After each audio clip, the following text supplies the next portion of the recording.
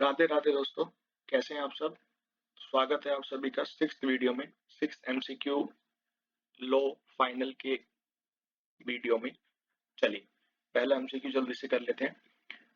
Mister अमन है, एक registered holder है जिन्होंने 15,000 इक्विटी शेयर्स ले रखे हैं कान्हा टेक्सटाइल लिमिटेड के, जिनकी इश्यूड कैपिटल है ₹1 crore divided into 10 lakh equity shares of 10 each. ठीक है, इनके पास 15,000 शेयर्स हैं 10 लाख में से। He was offered a price as determined by the registered valuer for purchase of his shares by the majority ones. ठीक है, since he has agreed to the proposal of selling his share at the offered price, you are required to select the correct option from the given below that indicates क्या बताना है इसमें, period within which such amount shall be disbursed to him। तो इसमें कुछ नहीं बताना कि माइनॉरिटी मेजॉरिटी के बीच कोई डिफरेंसेस हैं, कुछ नहीं। सीधा सीधा ये बताओ कि कितने दिनों के अंदर उसको पैसा मिल जाए। वो मान गया वो, उसने रजिस्टर्ड वैल्यूअर ने वैल्यू लगाई, वो मान गया। ये बता दो पैसा कितने दिनों से मिल जाना चाहिए। ठीक है, तो इसका आंसर क्या होगा बताइए। तो ये आ गया, maximum within 60 days such offered amount shall be disbursed to him. तो नंबर ऑफ डेज के ऊपर क्वेश्चन है, याद रखने वाला क्वेश्चन है, कुछ समझने वाला तो है नहीं इसमें। चलिए नेक्स्ट पे आते हैं। Navneet Textile Limited, okay, with a view to save itself from the looming liquidation, उन्होंने एक स्कीम कॉम्प्रोमाइज और क्रेडिटर्स को एक स्कीम प्रपोज करी कॉम्प्रोमाइज की। क्या कहा कि वैल्यू कर दे उनको 75 लाख पे। In the process the company file the set scheme to the NCLT. सही कर रहे हो अभी तक। Select the one which correctly depicts the minimum strength of creditors in value. In value मतलब इन नंबर में नहीं, इन वैल्यू। मतलब 100 है, 90 मान गए नहीं चलेगा। 1 लाख के हैं तो एटलीस्ट 90,000 मान गए इन वैल्यू, तब चलेगा। क्या बोला मैंने कि मान लो 100 क्रेडिटर्स हैं, इनमें से 90 मान गए तो नहीं चलेगा, क्योंकि इन नंबर नहीं है, इन वैल्यू है, इन वैल्यू। तो अगर 1 लाख रुपए के क्रेडिटर्स हैं अपने पास, ठीक है ना, ₹1 लाख के क्रेडिटर्स हैं, इसमें से एटलीस्ट 90,000 के क्रेडिटर मान जाए तब बात बने। ठीक है, तो ये पूछ रहा है कि कितनी स्ट्रेंथ हो जो कंफर्म कर दे अगर स्कीम को, तो ट्राइब्यूनल में dispense with calling of a meeting of the creditors. तो आंसर आप सब जानते ही हो कि मिनिमम 90% अगर वैल्यू को स्कीम को मान जाए तो फिर हम मान देंगे। ठीक है, in respect of scheme of compromise NCLT ने मीटिंग बुलाई। ठीक है, कंपनी है 1200 शेयर होल्डर्स, इनकी इक्विटी शेयर वैल्यू है 1,20,00,000 who all voted using the prescribed modes. 100 shareholders holding 36 lakh worth of shares voted against. Choose the correct below as a whether scheme considered to be approved or not. Okay. तो उन्होंने reason जो दिए हैं, उन reason की बड़ी value है। ये कह रहे हैं if holding more than 1/2 worth, मुझे वर्थ पूछ रहा है सिर्फ। ठीक है, तो फिर सभी ने वोट किया है और सिर्फ 100 जो है वो अगेंस्ट है। तो एक वाली जो मेजोरिटी है, सिंपल मेजोरिटी बोलता वो हो गई। ये कह रहा मोर देन 55% नहीं, गलत है, हाफ भी गलत है। और मोर देन 66% नहीं, ये भी गलत है। तो आंसर हो गया अपना डी, क्योंकि आंसर है 3/4 वैल्यू ऑफ मेंबर्स, 75% जो बनता है। 3/4 ये उससे ज्यादा, 3/4 से ज्यादा होनी चाहिए। ठीक है, तब जाके वो बनता है। नेक्स्ट पे चलते हैं 54 पे।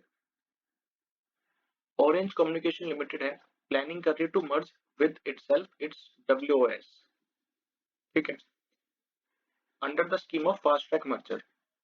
After due approval of the merger scheme, the same was filed with the central government for its approval. However, central government is of opinion that said merger scheme is not in the public interest. In such case, opinion is formed then with which authority the central government can file an अच्छा, तो इसमें क्या बोला है, company नहीं file कर रही, कुछ सेंट्रल गवर्नमेंट को ऑब्जेक्शंस आ गए, तो वो सेंट्रल गवर्नमेंट किस अथॉरिटी को फाइल करे अपने ऑब्जेक्शंस। ठीक है ना, तो आपको इसका आंसर पता ही है, सिंपल सा आंसर, एनसीएलटी को फाइल करें।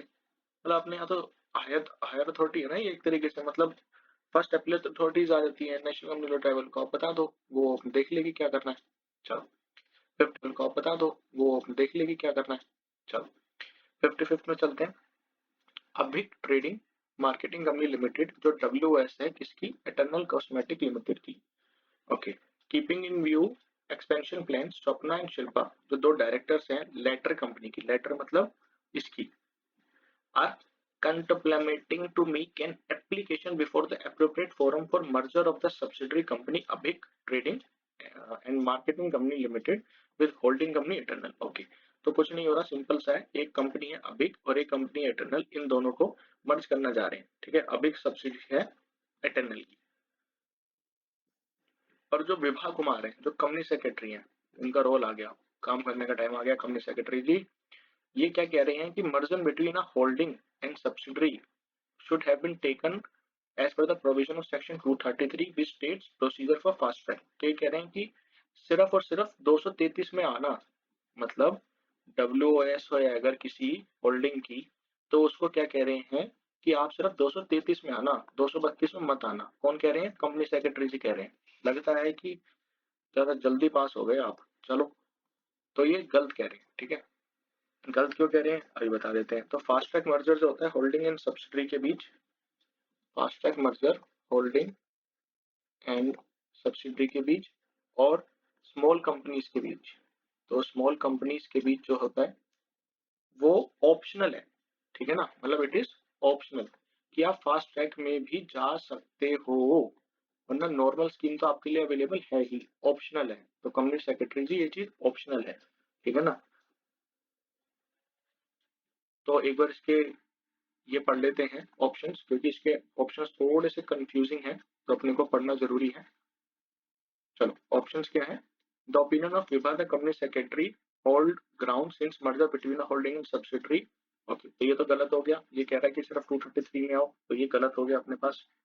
नेक्स्ट ऑप्शन क्या कह रहा है, does not hold ground since merger between holdings is value possible only as per section 230। ये कह रहा है सिर्फ फास्ट ट्रैक मर्जर अवेलेबल ही नहीं है, तो ये तो बिल्कुल ही गलत हो गया। चलो, opinion of Vibha company secretary does not hold ground since the provision are optional in nature. Okay, opinion of Vibha, the company secretary does not hold ground since the provision can be applied for merging only small companies. Okay, तो अगर आपने नहीं पढ़ा होगा ना, provision नहीं पढ़ा होगा, तो आप इसको टिक करके आओगे, क्योंकि लगता है वहां पे बैठ के ना कि यार सिर्फ स्मॉल कंपनीज के लिए ही होगा ताकि जल्दी प्रोसीजर हो जाए, होल्डिंग सब्सिडी बड़ी भी हो सकती है, तो नहीं होगा शायद। तो अगर डब्ल्यू ओ एस है तो फिर उसके लिए भी अवेलेबल है, इसलिए ऑप्शन सी जो है वो टिक है, वो ठीक है। चलो, मैंने आपको इसीलिए इसके सारे ऑप्शन बनाए हैं, क्योंकि इसके ऑप्शन में थोड़ी कंफ्यूजिंग चीज हो सकती है, मतलब हम जब एग्जाम्स में बैठते हैं तो कैसे कंफ्यूज हो रहे हैं आपको वो समझाने की कोशिश कर रहा था इसके बाद। ठीक है,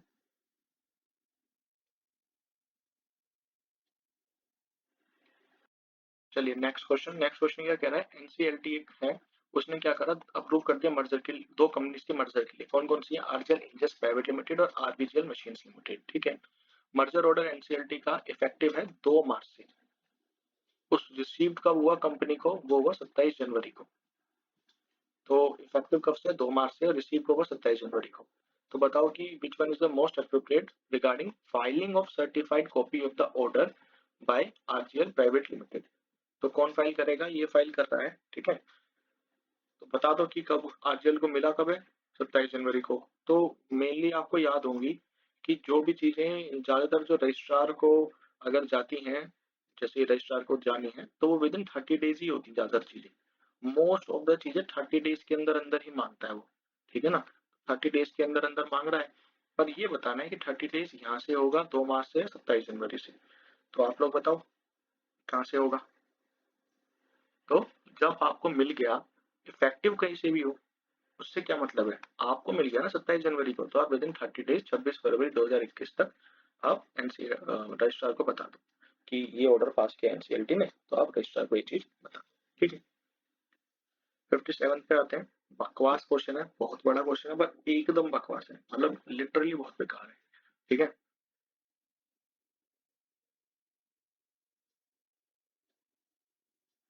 बेकार क्यों है वो आप खुद ही समझ जाओगे, इसके अगर ऑप्शंस देख लोगे तो ऑप्शन है इसके 60%,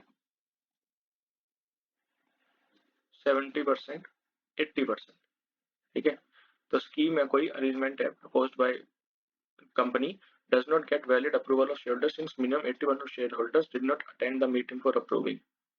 ठीक है, तो इसका स्कीम ऑफ मेजोरिटी बतानी है। ठीक है, तो कॉपी पेंसिल ले लो जल्दी से। चलो, पेंटाकोर लैबोरेटरीज लिमिटेड है, सर्विस प्रोवाइडर है, पेड अप कैपिटल है 3 करोड़ की, 30 लाख शेयर्स हैं, 10 का एक है। ठीक है, एनसीएलटी में उसने स्कीम मैनेजमेंट फाइल करी एक, एनसीएलटी ने ऑर्डर पास कर दिया। ठीक है, और कहा कि मीटिंग कंडक्ट करो शेयर होल्डर्स की कंपनी के। नोटिस सेंड किया गया सबको, 1000 share holders holding paid up capital of 3 crore, that is 30 lakh shares of 10 each.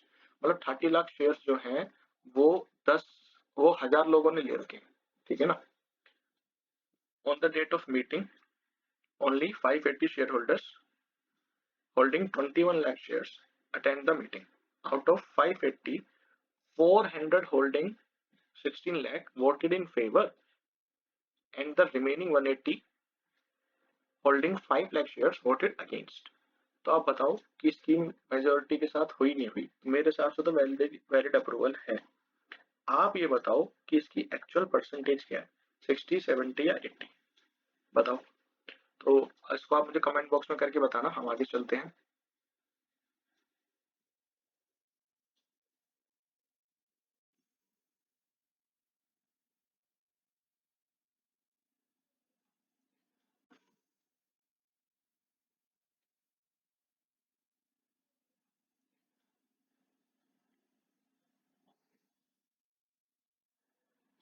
चलिए नेक्स्ट क्वेश्चन है 58 क्वेश्चन कर लेते हैं।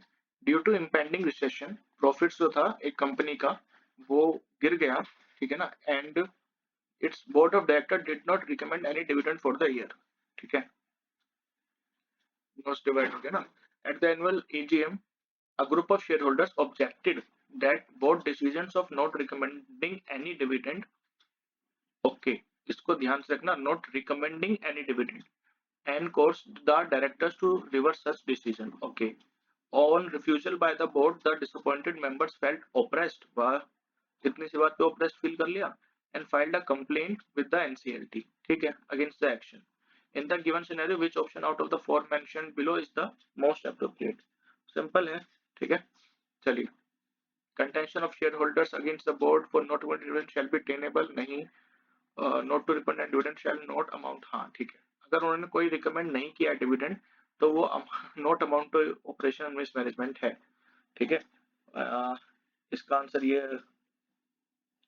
Option of the not recommended shall not amount to. Okay, इन दोनों में क्या फर्क है? Star limited not to recommend and dividend. Okay, the action of director who acted in the interest of the company but by not recommending any dividend shall not amount to operation and mismanagement। Okay, तो बताओ इन दोनों में क्या फर्क है? Action of board of directors not to recommend any dividend shall amount है। ठीक है, तो शैल नॉट अमाउंट, तो नॉट इसका आंसर है।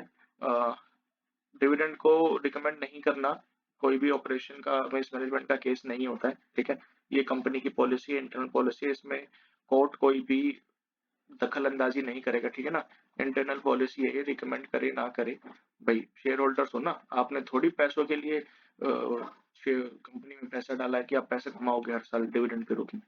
कंपनी का मन करेगा डिविडेंड देगी, नहीं करेगा नहीं देगी। ठीक है ना, इंटरनल पॉलिसी है, उसका इंटरनल डिसीजन है, कोर्ट इसमें कुछ वो नहीं देगा डिसीजन। ठीक है, चलो नेक्स्ट है 59। 59 तो और भी इजी है। ठीक है, क्या कह रहा है? The share holders of company passed a SR at the EGM of the company to alter article of association। okay, AOA को ये alter करने चले and empower board of directors to transfer share of any shareholder who competes with the business of the company। वाह, mister अक्षत जो एक minority shareholder है, okay, who was carrying on a competing business of manufacturing plastic bottles and containers as well as marketing them, challenge the validity of the alteration in AOA। ठीक है, AOA में alteration कर दिया आपने और कह दिया कि बोर्ड ऑफ डायरेक्टर्स के शेयर होल्डर्स, किसी भी शेयर होल्डर जो कंपीटिंग बिजनेस में होगा उसको निकाल देंगे, and claim such action as operations against minority. Okay, so ये 4th चैप्टर ढंग से पढ़ लेना, अच्छे कुछ क्वेश्चन एमसीक्यूज दे दिए इन्होंने। तो एओए अमेंड हो गया ईजीएम के द्वारा, ठीक है। एओए को इन्होंने ऑल्टर करा, अमेंड करा ईजीएम बुला के। तो ये ऑपरेशन मिसमैनेजमेंट होगा? नहीं होगा भाई, आर्टिकल ऑफ एसोसिएशन में लिखा हुआ है, हम अपने कंपनी को बचाना चाहते हैं ना। आप तो हमारे लिए एक कंपीटिंग बिजनेस खोल के बैठ जाओगे तो हमारा बिजनेस तो चलेगा नहीं ना, ठीक है। तो action of mister Akshat alteration calculation such as operation against merit is not valid since the articles are being altered after following the due process of law. Okay, और देखते हैं the action of Mr. Akshat challenge the validity such as operation against merit is not valid since the articles have been altered in the interest. हाँ ठीक है, तो इसके दोनों answer हैं D, both A and B, ठीक है। क्यों क्यों और ये ऑपरेसिव एंड प्रेजुडिशियल तो है ही नहीं, ठीक है ना। ये तो सबसे बड़ी बात तो ये वाला तो इसलिए गलत है, ठीक है। Such operation since act are operation, ये तो है ही नहीं। तो दो चीजें हैं कि एक तो इंटरेस्ट ऑफ द कंपनी में ऑल्टर किए गए हैं और उन्होंने पूरा process due process of law follow किया है, तो इसलिए इसका आंसर डी है। चलिए, तो इसलिए इसका आंसर डी है। चलिए लास्ट क्वेश्चन आज का।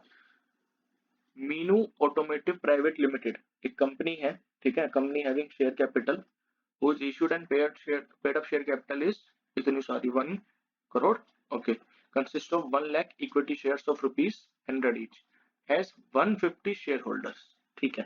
तो इसको ध्यान से समझना, 1 लाख इक्विटी शेयर्स हैं जो कितने लोगों ने हेल्ड कर रखे हैं, सिर्फ 150 शेयर होल्डर्स।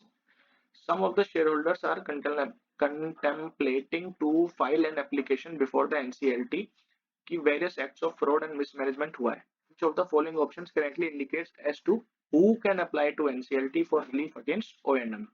तो O&M से अच्छे कुछ 4-5 क्वेश्चन उन्होंने बना दिए, आपको ये जरूर पढ़ लेने चाहिए। तो इसकी कंडीशन क्या है, तो कंपनी हैविंग जो शेयर कैपिटल है वो रिलीफ के लिए कर सकती है by how much, share holders होने चाहिए, ठीक है।